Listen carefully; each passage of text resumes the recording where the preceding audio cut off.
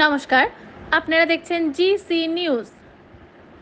আজ বীরভূমের হাসন বিধানসভার মারগ্রাম থানার অন্তর্গত ধুলফেলা মোড় থেকে টোটোর মধ্যে বসে ঢাক ঢোল নিয়ে প্রচার শুরু করলেন বীরভূমের লোকসভা কেন্দ্রের বিজেপি প্রার্থী দেবাশিস ধর।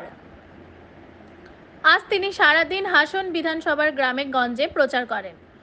উপস্থিত ছিলেন বীরভূম জেলা সভাপতি ধ্রুব সাহা সহ আরও অন্যান্য নেতা নেতৃত্বরা।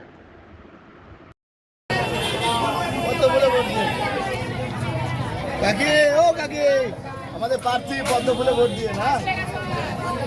হ্যাঁ ও দিদি পদ্ম ফুলে ভোট দিয়ে না আমাদের দিদি প্রার্থী।